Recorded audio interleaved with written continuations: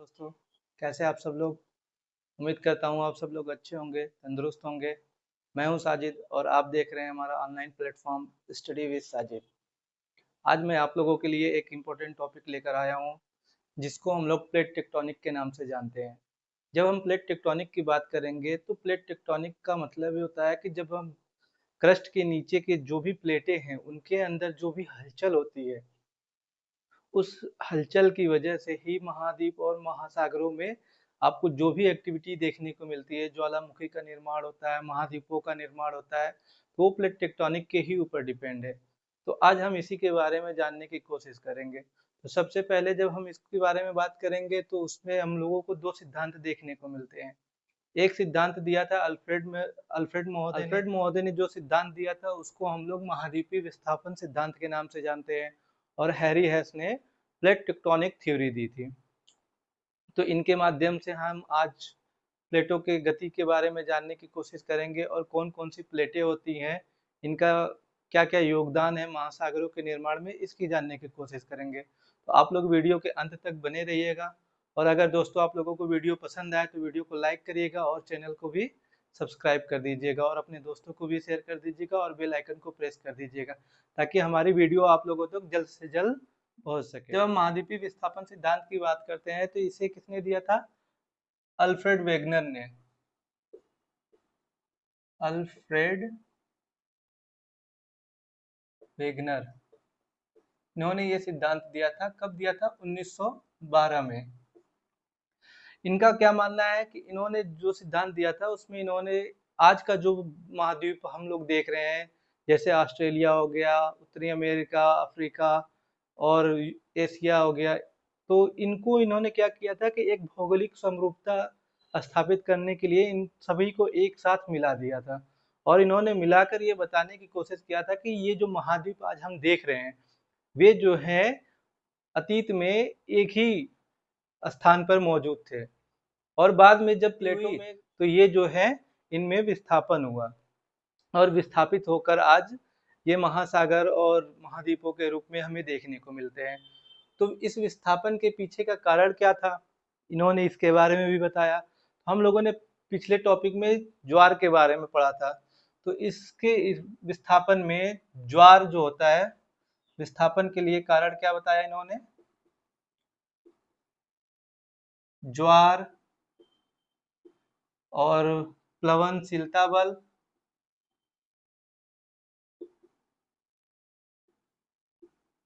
प्लवनशीलता और गुरुत्वाकर्षण बल।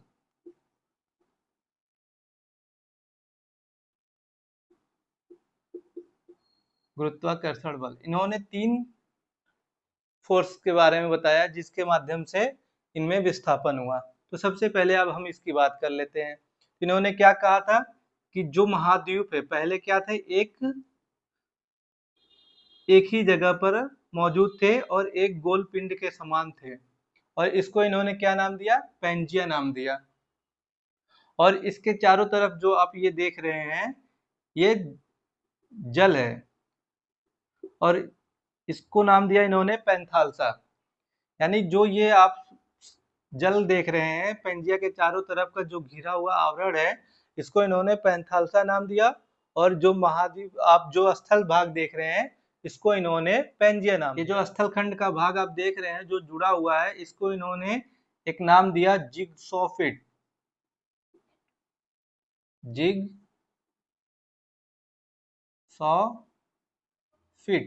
क्या नाम दिया इन्होंने? जिग्सॉफिट नाम दिया था। इसी को हम लोग भौगोलिक साम्यरूपता भी कहते हैं हिंदी में, भौगोलिक साम्यरूपता। इन्होंने क्या नाम दिया इसको? भौगोलिक साम्यरूपता नाम दिया। बाद में ये इन स्थल खंडों में विभाजन होता है, और ये विभाजन कब होता है? जुरैसिक काल में। जुरैसिक काल में इनका विभाजन होता है। जब इनका विभाजन होता है तो उत्तरी भाग को हम लोग क्या कहते हैं? लॉरेशिया। लॉरेशिया या अंगारा लैंड।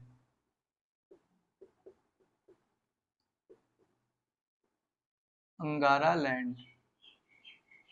और जो दक्षिणी भाग हम देखते हैं इसको हम लोग क्या नाम, वेगनर महोदय ने क्या नाम दिया, गोंडवाना लैंड। इन्होंने क्या नाम दिया, गोंडवाना लैंड। और फिर इन्हीं स्थल खंडों से हम देखेंगे कि अलग अलग महाद्वीपों का भी निर्माण होता है। तो जब हम इसकी बात करते हैं गोंडवाना लैंड की, तो हम देखते हैं इसी भाग से, इधर आप देखेंगे जब पश्चिम की तरफ इस वाले भाग का विस्थापन होता है तो इससे हम लोग दक्षिणी अमेरिका देखते हैं का निर्माण होता है, दक्षिण अमेरिका।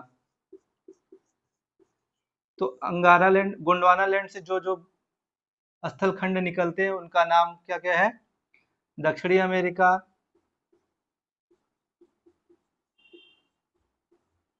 और अफ्रीका, मेडागास्कर,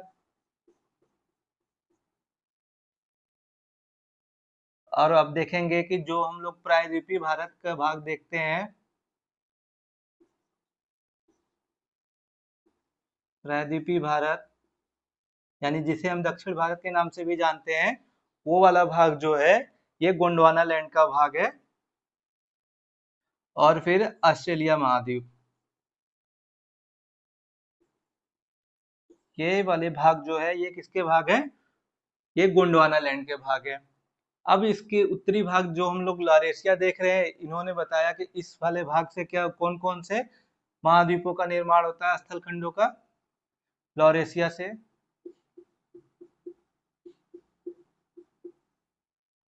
उत्तरी अमेरिका,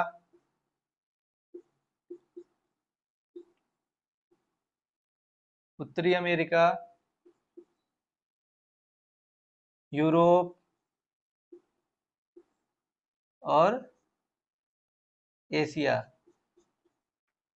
अब बात करते हैं कि जब इनका विभाजन होता है तो इस वाले क्षेत्र को इन्होंने क्या नाम दिया, ये जो बीच में आप देख रहे हैं, जब ये दोनों भाग उत्तर की तरफ और दक्षिण की तरफ विस्थापित हो जाते हैं या इनका विभाजन जब हो जाता है, इन्होंने नाम दिया था टेथिस सागर।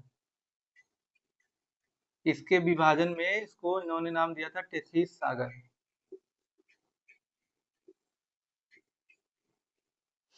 अब इसके चारों तरफ जब ये महाद्वीप इधर विस्थापित हो रहे थे पश्चिम की तरफ, जब दक्षिण अमेरिका जब इधर पश्चिम की तरफ विस्थापित हुआ, तो यहाँ पे आप देखेंगे उत्तरी और अमेरिका और दक्षिणी अमेरिका के विस्थापन की वजह से अटलांटिक महासागर का निर्माण होता है। हिंद महासागर का निर्माण कैसे होता है, जब मेडागास्कर और प्रायद्वीपीय भारत उत्तर की तरफ विस्थापित हो जाते हैं तो उससे हिंद महासागर का निर्माण हो जाता है, और ऑस्ट्रेलिया के पूरब की तरफ खिसकने की वजह से।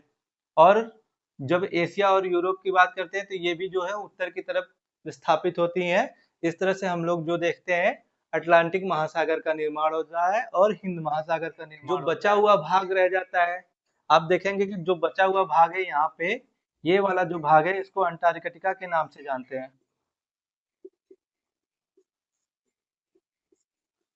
अंटार्कटिका। और जो जल का क्षेत्र इसका, जो ये जो जल क्षेत्र आप देख रहे हैं, इसका भी कुछ भाग बच जाता है जिसको हम लोग प्रशांत महासागर के नाम से जानते हैं, प्रशांत महासागर। इस तरह से अल्फ्रेड वेगनर महोदय ने इसके बारे में बताया कि कैसे कैसे इन महाद्वीपों का निर्माण हुआ। जब हम प्लेटों की बात करते हैं तो मुख्य रूप से कितनी प्लेटें हैं, 6 प्लेटें हैं, 6 बड़ी प्लेटें हैं, 6 बड़ी प्लेटें हैं। दूसरा है अफ्रीकी प्लेट, इनका क्रम निर्धारित है, अफ्रीकी प्लेट है। तीसरा है यूरेशियाई प्लेट, यूरेशियाई प्लेट। और फिर Indo Australian plate, Indo Australian.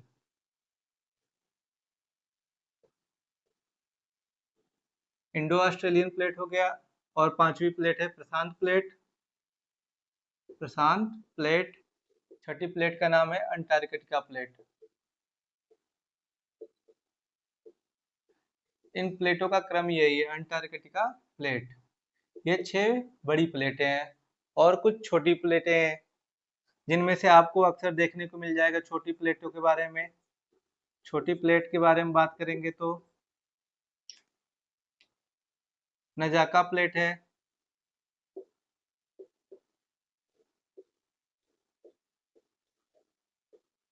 नजाका plate है, अरेबियन प्लेट, अरेबियन प्लेट, स्कोशियाई प्लेट,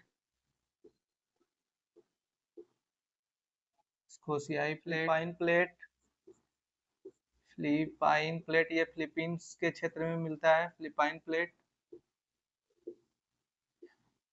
जुआन डी फूका, जुआन डी फूका, जुआन डी फूका प्लेट, सोमाली और बर्मी प्लेट। ये कुछ प्रमुख प्लेटें हैं जिन्हें आपको याद रखना पड़ेगा। इन्हीं प्लेटों के माध्यम से जो भी गति होती है वो हम लोग देखते हैं। इन्हीं प्लेटों के माध्यम से आप देखेंगे कि भूकंप भी आते हैं, और इन्हीं प्लेटों के माध्यम से आप देखेंगे कि ज्वालामुखी आती, ज्वालामुखी का उद्गार होता है और महाद्वीपों में नई नई संरचनाएं निर्मित होती रहती है, तो इन प्लेटों के ही माध्यम से होती है। अब बात कर लेते हैं कि इन प्लेटों के बारे में। तो जब हैरी हेस महोदय की बात करते हैं तो इन्होंने प्लेट टेक्टोनिक थ्योरी को दिया था। तो इन्होंने 1962 में इस थ्योरी को दिया था। अब प्लेट टेक्टोनिक थ्योरी में क्या होता है? जब प्लेट टेक्टोनिक थ्योरी की बात करते हैं तो इसमें क्या होता है कि हैरी हेस महोदय ने ये बताने का प्रयास किया कि हम लोग जिस वाले भाग पे हैं, जिसे हम लोग क्रस्ट के नाम से जानते हैं, क्रस्ट जो होता है ये कई प्लेटों में विभक्त है, कई प्लेटों में टूटा हुआ है। तो ये जो प्लेटें होती हैं ये लिथोस्फीयर, यानी कि जब हम क्रस्ट, मेंटल और कोर की बात करते हैं तो ये पिछले टॉपिक में हम लोगों ने पढ़ा था। पृथ्वी की जब आंतरिक संरचना हम लोगों ने पढ़ा था उसमें ये टॉपिक हम लोगों ने अच्छे से क्लियर किया था कि क्रस्ट क्या होता है, मेंटल क्या होता है, कोर क्या होता है।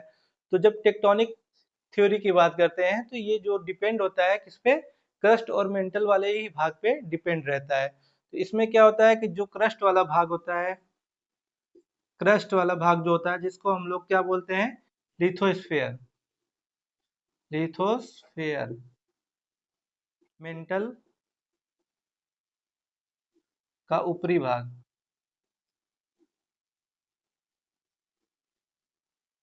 जिसको हम लोग एस्थेनोस्फेयर, स्थेनोस्फेयर या दुर्बलता मंडल, दुर्बलता मंडल, दुर्बलता मंडल के नाम से भी जानते हैं। ये लिथोस्फीयर वाला जो भाग है, यानी क्रस्ट का जो भाग है, जो प्लेटों के रूप में आपको देखने को मिलते हैं, ये इसी वाले भाग पे दुर्बलता मंडल यानी एस्थेनोस्फीयर पे तैर रहे होते हैं। और ये क्यों तैर रहे होते हैं? क्योंकि इनकी डेंसिटी जो होती है, घनत्व जो होता है, इससे कम होता है। जाहिर सी बात है कि जिनका घनत्व कम रहता है वो अधिक घनत्व वाले चीजों पे तैर रहे होते हैं। जैसे पानी में अगर आप कोई चीज डुबा रहे होते हैं, उस वस्तु की जो डेंसिटी होती है वो कम रहेगी पानी से, जल से, तो वो वस्तु जो होती है पानी पे तैरने लगती है। इस तरह से जब हम देखते हैं तो क्रस्ट वाला भाग जो होता है इसकी डेंसिटी कम होती है और ये लिथोस्फीयर पे तैर रहा होता है। अब इस लिथोस्फीयर की जब हम बात करते हैं तो ये कैसी अवस्था में होता है? ये पिघली हुई अवस्था में होता है। जब आप देखेंगे कि ज्वालामुखी का उद्गार होता है तो तब तो तरल मैग्मा जो होता है ये धरातल पर आता है। तो ये जो तरल मैग्मा आपको धरातल पे देखने को मिलता है, ये इसी एस्थेनोस्फीयर का भाग होता है। और इनके पिघली हुई अवस्था में होने की वजह से इसमें से जो होती है वाष्प निकलती है, और ये वाष्प जो होती है संवहनी तरंगों के रूप में ऊपर की तरफ आती हैं। और इन्हीं संवहनी तरंगों की वजह से ही इस वाले भाग पे जो प्लेटें होती हैं इनमें गति देखने को मिलती है। जब इनमें गति होती है तो ये प्लेटें जो होती हैं एक दूसरे से टकराती हैं, या फिर ये एक दूसरे से विस्थापित हो जाती हैं, या एक दूसरे की विपरीत दिशा में चली जाती हैं। तो इस तरह से आप देखेंगे कि धरातल पे नए नए संरचनाओं का या स्ट्रक्चर का निर्माण होता रहता है। तो इस तरह से आप देखेंगे हैरी हेस महोदय ने, हैरी हेस, हैरी हेस महोदय ने प्लेट टेक्टोनिक थ्योरी के बारे में बताने का प्रयास किया था। तो इन्होंने क्या बताया था कि जो लिथोस्फीयर वाला भाग होता है वो एस्थेनोस्फीयर पे तैर रहा होता है, और इसके अंदर एक आप देखेंगे संवहनी तरंगे होती हैं जो धरातल पे ऊपर की तरफ आने का प्रयास करती हैं, जिनकी वजह से प्लेटों में गति आपको देखने को मिलती है। और जब ये प्लेटें गति करती हैं तब इनमें विस्थापन होता है या एक दूसरे से ये टकरा जाती हैं, और जब ये एक दूसरे से टकराती हैं तो कभी ज्वालामुखी आता है, कभी भूकंप आता है, तो कभी महाद्वीपों का निर्माण होता है। तो आगे हम बात करेंगे कि कौन-कौन सी प्लेटें होती हैं, इनका विस्थापन कैसे होता है, कौन सी महासागरीय प्लेट है, कौन सी महाद्वीपीय प्लेटें हैं, इनके विस्थापन के बारे में हम लोग नेक्स्ट टॉपिक में बात करेंगे। और जब हम लोग इसकी बात करते हैं, इन प्लेटों के किनारे जो होते हैं बहुत ही महत्वपूर्ण होते हैं। इन प्लेटों के किनारे पे ही आपको सारी गतिविधि देखने को मिलेगी। जब आप देखेंगे इन प्लेटों की गति होगी, तो आप देखेंगे कि कहीं पे आपको पर्वत मिलेंगे, कहीं किसी किनारे पे आपको पर्वत देखने को मिलेंगे। तो आप देखेंगे कि एक रिंग बेल्ट आता है, आपको देखने को मिलेगा कि वहाँ पे अक्सर ज्वालामुखी का उद्गार होता रहता है, भूकंपें आती रहती हैं। तो ये सभी जो होती हैं प्लेट की गति पे ही डिपेंड करती हैं। तो इसको हम लोग नेक्स्ट टॉपिक में क्लियर करेंगे। मिलते हैं नेक्स्ट वीडियो में। दोस्तों, अगर आप लोगों को मेरी वीडियो पसंद आए तो वीडियो को लाइक कर दीजिएगा और चैनल को सब्सक्राइब कर दीजिएगा।